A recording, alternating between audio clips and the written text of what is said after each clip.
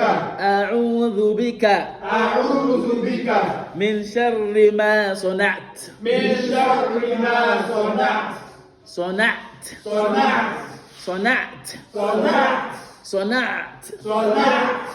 Très bien. أعوذ بك من شر ما صنعت من شر ما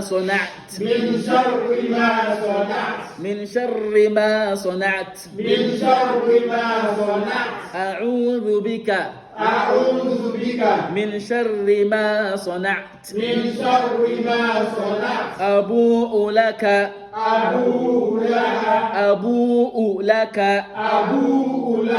بنعمتك علي أبوء لك بنعمتك علي أبوء لك بنعمتك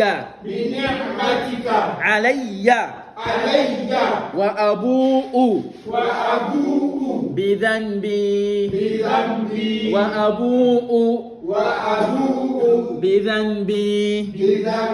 وأبوء بذنبي وأبوء بذنبي فاغفر لي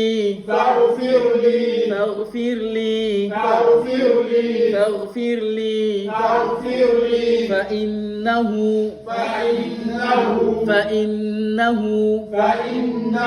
لا يغفر الذنوب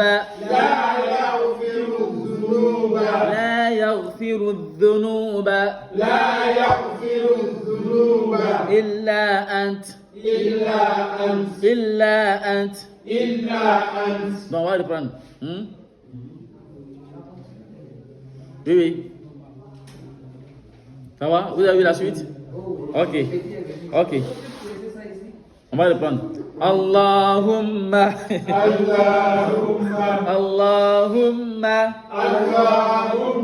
anta rabbi la ilaha illa ant خلقتني وأنا عبدك وأنا على عهدك ووعدك ما استطعت أعوذ بك من شر ما صنعت أبوء لك بنعمتك علي وأبوء بذنبي فاغفر لي فإنه لا يغفر الذنوب إلا أنت. Donc, à la fin de cette doigt là, on a vu ça, parmi les doigts qu'on doit réciter avant de lâcher la salam. Ça va, non? Les deux doigts se ressemblent un peu, mais ce n'est pas les mêmes. Qui se rappelle encore de ces doigts? Toi, avant de lancer la salam. La grande doigt enseignée par le prophète sallallahu alayhi wa sallam à Abu Bakr Siddiq, radiyallahu anhu. Qui se rappelle encore? Toi? Oui, toi? Hein? اللهم إني ظلمت نفسي ظلما كثيرا ولا يغفر الذنوب إلا أنت فاغفر لي مغفرة من عندك وارحمني إنك أنت الغفور الرحيم. Vous vous rappelez? Est-ce que vous appliquez? Ça là, c'est une doigt de demande pardon les gars, mais ça là, cette doigt là est plus puissante que l'autre. Car ça là, son nom c'est quoi? C'est Sayyidul Istighfar. Ça va? La valeur de l'autre est qu'on la récite dans la prière. Même dans la prière, là, on lui demande pardon. Juste après la prière, pardon. Astaghfirullah. Pour te dire que le péché là, c'est pas tout le monde derrière. Tellement que son affaire est dangereux là. Allah a créé tellement d'opportunités pour que les péchés soient pardonnés. Les péchés se pardonnent à travers des pratiques et des paroles. Des pratiques, des paroles et des convictions. Tout ça pardonne les péchés. parmi les pratiques, il y a tout ce qui est bonne action dedans, pardonne les péchés. L'ablution pardonne les péchés. Le fait de marcher par là à la mosquée pardonne les péchés. Donner la zakat pardonne les péchés. Donner la sadakat pardonne les péchés. Parmi les actes, quoi. Parmi les actes. Ça va.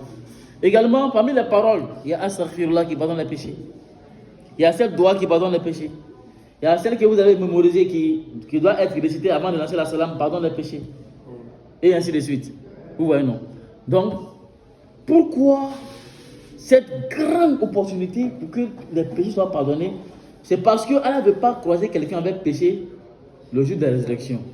Mais si tel est le cas, tu n'as pas raison d'être. Tu n'as pas raison. Parce qu'Allah nous dit Innal hasanat yudhibna as-sayyi'at. Il dit les bonnes actions font disparaître les mauvaises. Il dit quoi? Ça, celui qui fait ça c'est pour les doués d'intelligence. Le prophète sallallahu alayhi wa sallam, il dit Ittaqillaha haythuma kunt. Crains Allah partout où tu te trouves. Que tu sois au travail, à la maison, devant les gens, seul. Crains Allah. Mais, puisque tu n'es pas un ange, tu n'es pas un prophète, tu vas trébucher pour faire des mauvaises actions. Si ça arrive, c'est pas bien grave, mais si c'est un peu grave, mais quand même c'est pas la fin du monde. Tu vis toujours, tu peux te rattraper. Faire suivre la mauvaise action d'une bonne action. Ainsi, la bonne action va substituer, va remplacer et va effacer les péchés de la mauvaise action. Et ça, là, on dit, ce sont les intelligents qui réfléchissent comme ça. Donc, ici vous avez une grande doua à réciter le matin et le soir. Il ne faut pas t'amuser avec ça. Quand tu es malade, tu vas à l'hôpital. Et puis on te fait une ordonnance. Tu vas à la pharmacie pour acheter les produits. Et arrivé à la maison, au moment où tu t'apprêtes à prendre ton produit, ton médicament, tu vois qu'il manque la posologie. Tu vas prendre. Alors que c'est un médicament que tu ne connais même pas. Qu'est-ce que tu vas faire? Tu donnes nous ça. À la pharmacie, où tu appelles le médecin. Ah, ça c'est pour le corps. Mais voici doigt prophétique, médicament prophétique, posologie prophétique. Qu'est-ce que tu vas en faire? Est-ce que tu vas appliquer? Hein? Est-ce que tu vas appliquer? Pour la pharmacie, c'est pour le corps. Mais ça, c'est pour l'âme. C'est pour l'âme. L'âme. Là où l'âme sera après ta mort. La sécurité, le bonheur, le succès de ton âme. Alors que l'âme, la préservation de l'âme est plus importante que celle du corps. Il ne faut pas oublier ça. Si tu es entre deux choses, et puis c'est le corps doit prendre les pots cassés pour que l'âme survive, il faut que le corps là prenne les pots cassés. Mais ne laisse jamais ton âme prendre les pots cassés. L'exemple de ça, c'est quoi? Toi, tu travailles quelque part, et puis là-bas, là, c'est alcool en fabrique. Et toi, on dit, comme tu as un diplôme là, tu es DG, de là où on fabrique alcool. C'est toi qui dois signer les papiers, tout. Ah, un mois de service, il vient à Tolo, il vient à Boya, n'est-ce pas? Le corps va sentir, le corps sera à l'aise. Mais est-ce que tu n'es pas en train de trahir l'âme comme ça? Si. Oui. Donc, le musulman doué d'intelligence, le plaisir du corps qui cause une entorse à l'âme là, laisse tomber. Et c'est l'âme qui est le plus important. Oui. Donc faites beaucoup attention. Comme nous sommes des êtres humains, nous on pêche. Voici des panacées prophétiques qu'il faut appliquer. Des médicaments qu'il faut prendre. Ça là comme ça là, médicament de ça là. Médicament ça là. C'est un matin, un le soir. Et puis c'est fini. Chaque jour. Al-Ayat al-Kursi, après toute la prière, au moins une fois. Et ainsi de suite. Ça veut dire quoi cette grande doua? Allahumma veut dire quoi? Oh Seigneur Allah. Anta Rabbi. Qui veut dire quoi? Qui veut dire tu es mon Seigneur. Anta Rabbi veut dire quoi? C'est toi mon Seigneur. De ici là, la manière dont tu dis là, ton cœur doit passer comme ça aussi. Parce que quand tu dis qu'Allah est ton Seigneur là, ça veut dire que tu as pris tous tes clics et tes claques, et puis tu as donné à qui? Tu n'as pas confié un à quelqu'un là-bas. Est-ce que ça se comprend un peu? Toi-même, au moins, tu dis que Allah, là. Il faut que tu sois sûr. Tous tes problèmes là, ne cherche pas solution ailleurs si ce n'est pas auprès d'Allah.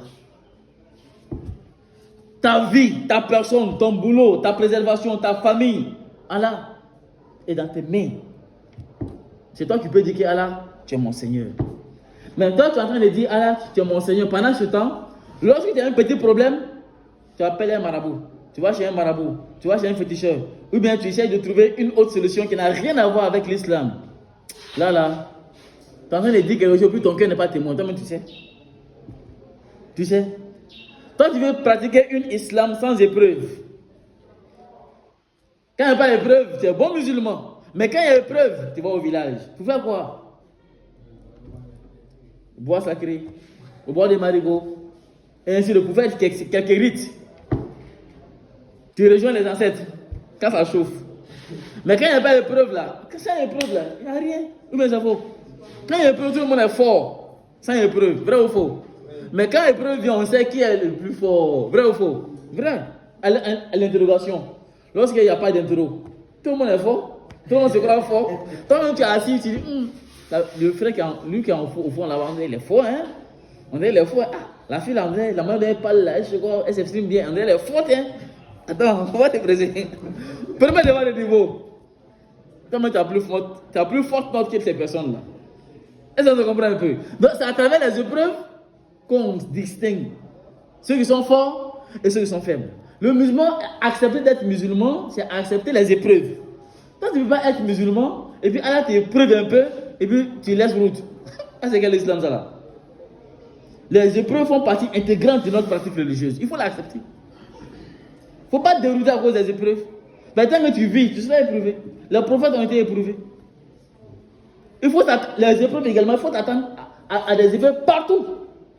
Décès, perte d'objets, maladie, angoisse, tristesse, et j'en passe. Allah peut te prouver comme lui veut. Mais il retourne ces épreuves-là à Allah et cherche la solution auprès d'Allah, lui seul.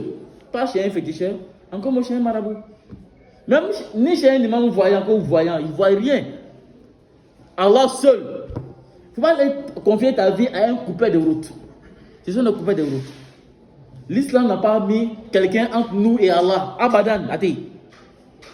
Athée, voilà pourquoi l'istikhara, on a appris l'istikhara ici. C'est toi-même qui fais ton propre istikhara devant Allah. Khalas. Tu ne confies pas ça à un imam, à un oustaz. Donc tu dis Allahumma anta rabbi, Allah c'est toi mon Seigneur. La ilaha illa ant, il n'y a aucune divinité digne d'être adorée en dehors de qui? En dehors de toi. Après tu vas dire quoi? Khalaqatani. Allah, c'est toi qui m'as créé. Khalaqatani veut dire quoi? Tu m'as créé. Wa ana abduk. Et je suis ton serviteur. Ah, faut assumer des. Wa ana abduk. C'est moi qui suis l'esclave. Je suis ton esclave. Je suis ton serviteur. C'est toi mon maître. Ah, il y a quelle relation entre le serviteur et le maître? L'obéissance, la soumission. Merci beaucoup, Aja. Si tu veux voir clair dans ça, va à la Mecque. Va aller là-bas. Et bien, les films que tu regardes là, il faut regarder l'état des prisonniers. Hein? Ouais? Donc, ce ne sont pas des esclaves. Allons-y à la Mecque. Eux, ce sont des petits fonctionnaires. Allons-y à la Mecque. Tu vas voir. Le prisonnier ne fait pas tout ce qu'il veut. Vrai ou faux? Il n'est pas épanoui. Il ne dit pas ce qu'il veut. Il ne regarde pas ce qu'il veut. Il n'écoute pas ce qu'il veut. Il ne mange pas ce qu'il veut. Il ne va pas là où il veut. Il ne touche pas ce qu'il veut. Même les visites, c'est réglementé. Il ne raconte pas ce qu'il veut. Même ce qu'il vient recevoir, là, on fouille dedans encore. Où est la liberté? Donc cela voudrait dire que nous et Allah, ce n'est pas le libertinage entre nous et Allah subhanahu wa ta'ala. Quand tu dis Allah, c'est toi, je suis ton serviteur, alors sois prêt à encaisser tous les coups de cet esclavage-là. Et il est mieux d'être esclave d'Allah que d'être esclave d'un fétiche. Que d'être esclave d'un démon. Pas les marabouts là, ils travaillent avec les démons. Wallah, les marabouts travaillent avec les démons. Et les marabouts là, le démon vient lui dire, pour que moi je puisse te rendre service là, voilà ce que tu dois faire pour moi. Et souvent il lui propose des choses ignobles. Excuse-moi nous maman. Souvent il lui dit écris tel verset avec, excuse-moi, avec peut-être les mentions de la femme. Et il le fait. Comme ce n'est pas suffisant, va jeter ça dans le WC. Et bien souvent, on lui demande, prends le Coran avec sa mushaf. Je veux que tu prennes le mushaf là,